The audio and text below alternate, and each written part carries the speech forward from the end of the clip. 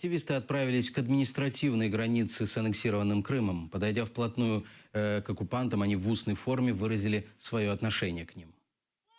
Перед митингом на Чонгаре поход на оккупанта. Участники митинга прошли к российскому КПП, чтобы заявить, что Крым будет украинским.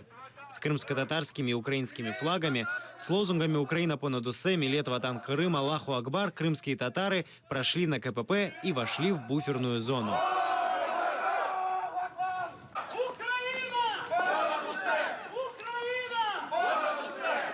Первая преграда – машина украинских пограничников. За нее заходить нельзя. Для координатора блокады Ленура Ислямова, губернатора Херсонской области Андрея Гордеева и мэра Геническа сделали исключение. Оккупанты встретили гостей во всеоружие, перекрыли проезд КАМАЗами и БТРами. Встреча длилась несколько минут. Одну камеру пропустить. Ваши дети и ваши внуки не простят! Вам в чем остаться? Крым – це Україна!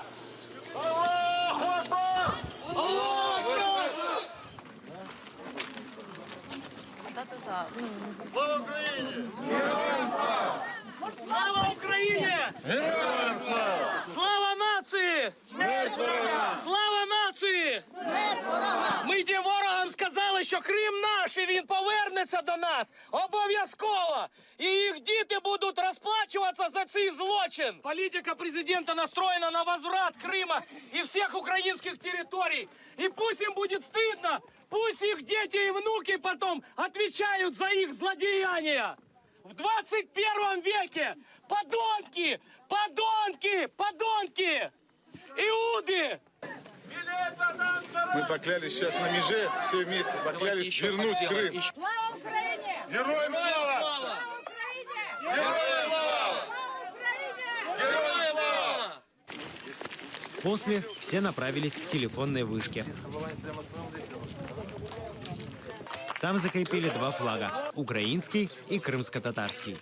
Роман Спиридонов, Асан Эминов, Заман, АТР.